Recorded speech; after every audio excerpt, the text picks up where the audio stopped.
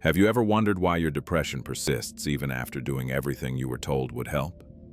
Maybe therapy gave you insight. Maybe medication brought some relief. Maybe you changed your habits, your routines, even your thinking, and yet, there's still something missing. A quiet emptiness. A sense that something deeper hasn't been addressed. What if the part that hasn't been treated isn't the mind at all? What if it's the soul? Depression, at its deepest level, can be understood as an attachment to a dying identity. A version of the self that once provided structure, meaning, or safety, even if that identity was built on pain, limitation, or self-rejection. The individual may consciously hate who they've been, yet unconsciously cling to it because letting go feels like psychological death. At a soul level, something fundamental is shifting, whether the individual wants it to or not. The soul has decided. This identity can no longer continue, and depression is the friction created by that transformation. From this perspective, depression isn't inherently pathological. It's transitional. But here's the crucial distinction.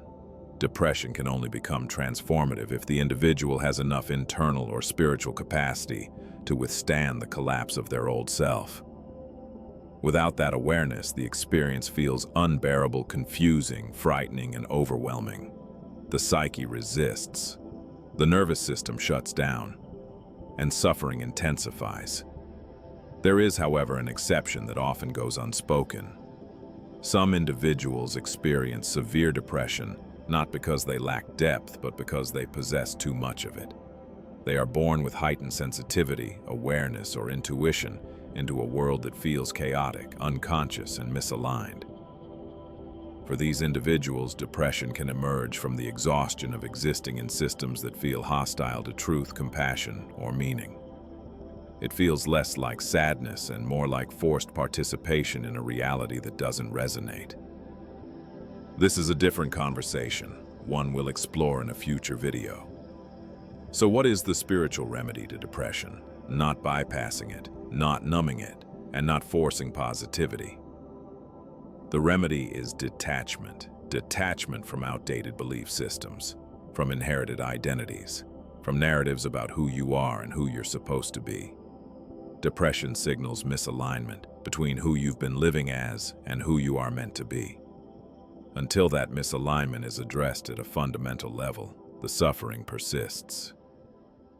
And when it isn't faced, the psyche looks for escape through distraction, through addiction, through destructive coping mechanisms.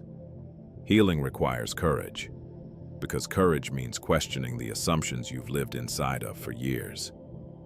It means confronting the fears and false beliefs that once kept you safe but now keep you small. Depression is not asking you to disappear, it is asking you to shed. To let something die so something more honest can emerge. When approached with awareness, depression is not the end of the self. It is the moment before rebirth. Be calm and trust that the real you will emerge from the darkness. Like, comment, and subscribe if you found any value. This helps grow the channel and community. You are appreciated.